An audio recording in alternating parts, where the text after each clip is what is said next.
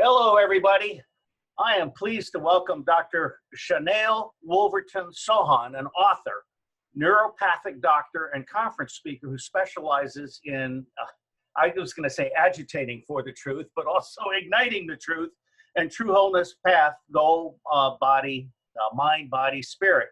She's done this through speaking in over 36 countries, writing 5 books, including The Science of Miracles, which is very important, and producing her Crystal OSINT degree deck, and using online classes, social media, and surefire True TV. Now, I'm going to put this bio and the links down there.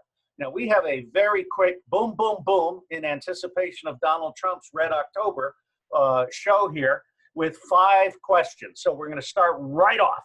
What is frequency in reference to the body, disease, and the limbic system? Maybe start with what's the limbic system? Awesome. Okay. Thank you for having me today.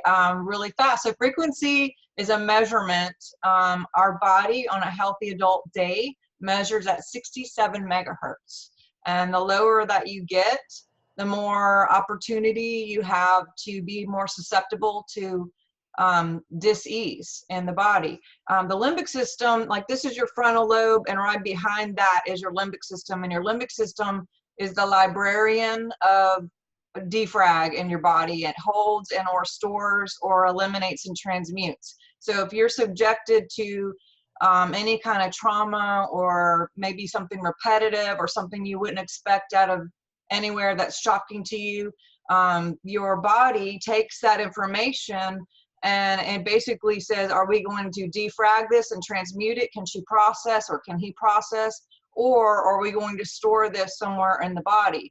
The defrag points can be like in the, instantly, but usually around 3 to 5 a.m. in the morning, your brain will just get rid of any unnecessary information.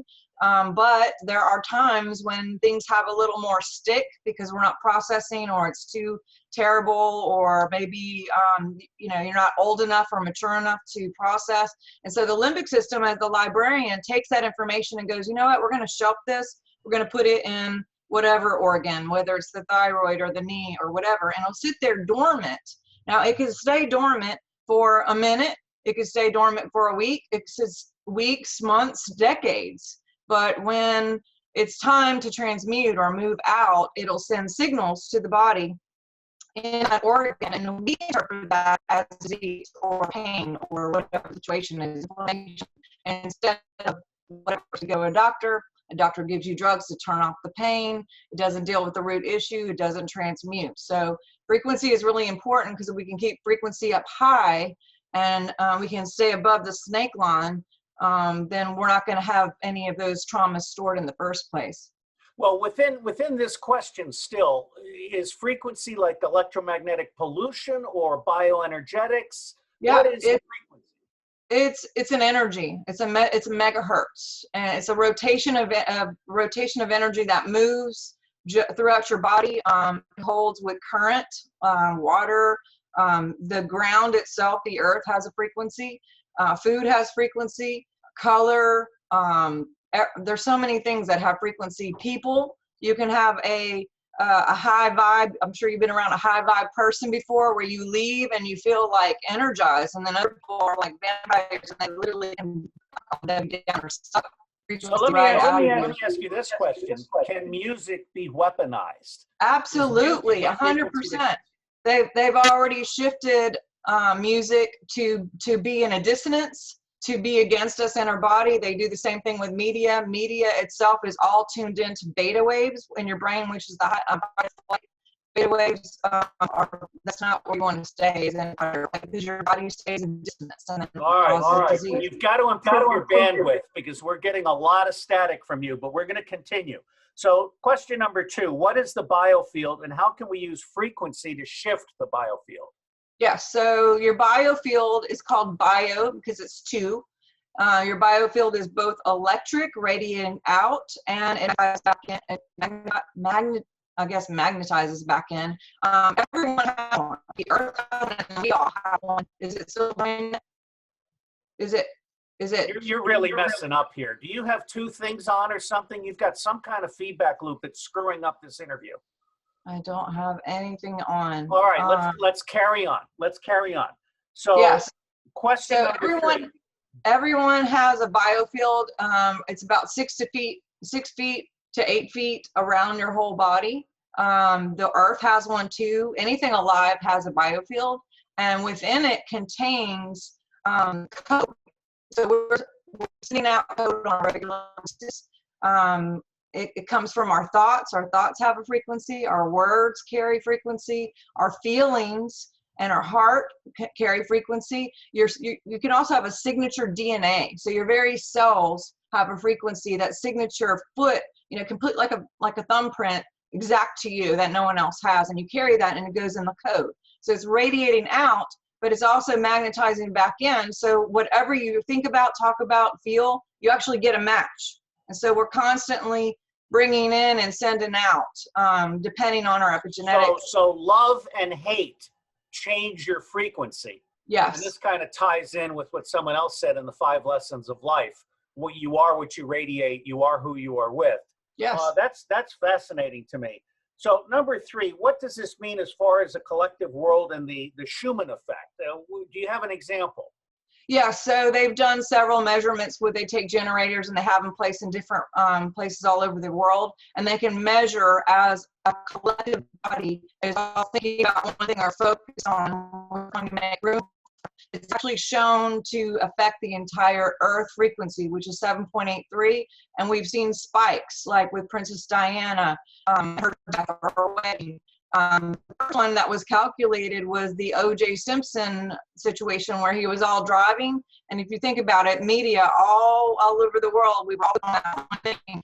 And that was the first time we saw these spikes, and we were like, wow, there's something really to this. 9/11 was another one where we see these spikes. And so media is very powerful, because if they can collect all of us to focus on scary things, then we're actually creating terrible things on purpose and shifting the collective Earth all at once. That's impressive to me. And the thought that a question that we didn't have programmed is, are the Tibetan monks and all the yoga yada yadas and all the consciousness people sufficient to overcome the fear-mongering media? And of course, COVID-19 has been a fear-mongering campaign, which now has an international lawsuit, which is stating that it has been a pre-planned crime against humanity. So talk to me about the monks and the meditation and the yoga practitioners. Yeah, they've seen basic shifts even with crime. Crime has come down with a focus of love and peace and harmony. This is measurable, and they've done it over and over again. And you only need a certain point to get a tipping point. You don't need 100% to do this. So as we focus and we use things like social media, video, and whatever to counter some of this other blatant criminal activity where they're focusing our media with other things, we can actually do something about it. It's really important what we're talking about, what we're saying, and images are very important. If you have a sick person, you don't want to put an image of the sick person all hooked up to all the things in the hospital on your Facebook page and say, please vote for grandpa, or please, pray for grandpa, because you're locked into that image and you're holding space for that and that energy times however many friends you have and how many people have shared that. Instead of sending a vibrant, beautiful picture of grandpa and say, hey, vote victory for this, and everyone's connecting to that instead of something negative. This kind of leads into our next question on Trump, but what I'm hearing you say is that all of the censorship that is being done now by Amazon, Facebook, Google, YouTube, Meetup, Twitter, and YouTube, all of this censorship is essentially putting down the love and lifting up the fear. Is that fair? Not only that, but also giving misinformation and blatant lies. And there is a frequency to lies. And so there's an authenticity frequency, there's a truth, there's something that resonates with the body and people. When we hear truth, we just know that is true, versus something that's not only negative, but just lying. So if we're brainwashing with the lying and also causing dissonance, then people are really taking behaviors and acts based on something that's not even true. I want to flip our last 2 questions and we'll end with Trump. Has censoring affected your ability to get the truth out in your current situation? Yes, for several months now, I have done all kinds of videos. I've been fact-checked on my own personal experience with my patients, my research. I've been in Facebook jail like, I don't know, 30 times, and they just removed, a matter of fact, they removed like 5 or 6 different things just today, and they don't even show you what they've removed. They just say, we just removed this. And then if you try to appeal within 2 seconds, it's not, you know, passed or whatever. I don't think a real person is even appealing. I have the direct impression and direct experience that it's the Anti-Defamation League and the Southern Poverty Law Center that are the trusted flaggers who are basically abusing their positions of trust. Do you have any direct experience with who might be the fact checkers? I think the people who own social media have a lot to do with it. That's just my personal, even though they're not doctors and they're not doing research, but they must have some skin in the game to be so effective and shutting everyone down that has a truthful voice, whether it's politics, medical, you know, technology, whatever. Yeah, I agree with you, and I'm starting to see some pushback, but maybe not in time to impact on the election. So let's end, and I've shortened this because I'm really concerned about your technical difficulties. So I want to get the most out of this in the shortest possible time. So how and why have you connected to Trump, and how do you see him as part of the answer or part of the problem going forward?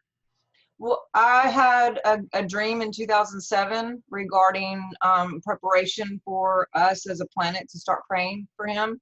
I didn't know anything about politics. I was a young person who didn't know anything about Trump, let alone, you know, whoever. He was a guy on TV who lived in New York. You're fired. It was very out of place for me. Right. And it actually, I felt it on a cellular level. I woke up very emotional.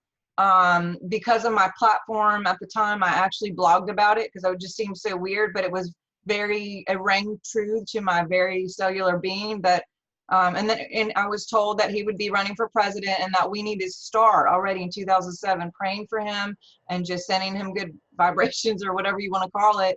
I had several continued things with him later and with Ivanka over the years. In 2015, I actually had one where he came and told, it's a long thing, but in the end, he was looking up at the sky, holding up his hands in tears and passion saying, help me make America great again, over and over and over again. Now, I don't think he had even said that he was running at that point. It was very, again, out of left field for me to still keep getting these dreams. And not long, within a week or two, he did announce that he was running and that this was his slogan. And because I had posted all of this, I had someone contact me through email to meet with him and another group of people over in Florida that were meeting with him. And I happened to be in New Zealand at the time, so I didn't get to meet with him. And in my mind, I thought, oh, well, this will happen another day, you know, whatever, we can fix this, you know, we'll work it out. And it hasn't worked out so far. I still believe that one day I will meet him, but I have never been able to deny that. I mean, there's nothing I could prove except for that, you know, watching him over time and seeing the strength that he walks in, the character that he walks in, the amount of things that he's gotten done in this time. You know, it's been super impressive for me and just honestly surprising that I even got this information in 2007, but still that's where I am. And I've done my best to round people up to wake up to it. Well, I'm impressed by you, and you've blogged it. So you've actually got a track record that proves that you have discussed this in the past. Yes. I'm reminded by your thoughts of how John F. Kennedy Jr. is quoted as having said that if Donald Trump ever decided to run, he would be a massive, massive force. And I want to just put out and include in this video what Jack Welch said after meeting Trump. And this is in the book, The Team of Vipers. Welch said, you know, whatever they may say about that guy, talking to him was like talking to a peer. He gets it. He's a businessman. He's not a politician with his hand out looking for his next bribe. That's not exactly what Welch said. The first part is. So let me ask you this. I've been a little concerned about the Trump campaign not reaching out to independents, libertarians, even Sandinistas. I keep making the point that Sandinistas are populists, not communists. And they want the same thing that the Trump base wants, an honest government that is of, by, and for the people. I want to end on a note of love and what you would say to the president if you wanted to ramp up the love, the outreach, and the inclusiveness and authenticity of his campaign. Well, you know, going back to one of the things that I was told in 2007 is that he had this Cyrus anointing. Those words didn't mean anything to me. I had to Google and find out what that is. And then it turns out it's something in scripture where this king who was, anyway, and it happens to be Isaiah 45, which, you know, he's the 45th president. Yes, yes. And it gave, in this biblical thing, it was a king that did things that were unprecedented, that reached people that were unprecedented. You know, the levels of what he did and who he was as a person, insurmountable. And so, you know, I would encourage him to do and walk in that. I'm sure he is familiar with Cyrus. I've heard a lot of people talk about this and throw it around. And, you know, that's the thing that I'm hoping, is that he can communicate and be a bridge to some of these organizations and different types of people and bring us all together, bring that unity that's really needed as a collective. Well, you know, that's what I'm not seeing. I mean, his campaign has not done well, and I'm trying not to be negative, but facts are facts. His campaign has not done well with blacks. It has not done well with Latinos, and it has completely, and this is the GOP's fault, it has completely ignored independents, libertarians, and Greens and Sandinistas. So my own hope is that you and all of your people that you reach will pray for authentic, inclusive, and truthful as we go toward the election. Do you have any final words for the American public? And I will put all of your links in the description. Yes, I just appreciate you and what you're doing. You have been such a source of great information and truth. And for everybody watching, just do your own research, whether it's about the medical stuff, about the political stuff, about what people supposedly say. You know, anything can be said about anyone, but the truth is still the truth, no matter what anyone says about anything less or, you know, and above and beyond. And some of the stuff is hidden. I mean, you can Google things that aren't even there because they block it and they stop it. So use a different search engine, try different things, look up other books and get the real truth. And I'm assuring you, when you do, you'll resonate with what's real. We're going to stop there. God bless you. God bless America. And God bless the President of the United States of America and the First Lady, Melania Trump. Thank you. You have a beautiful smile to end this program with. Awesome. Bless you guys. Thank you.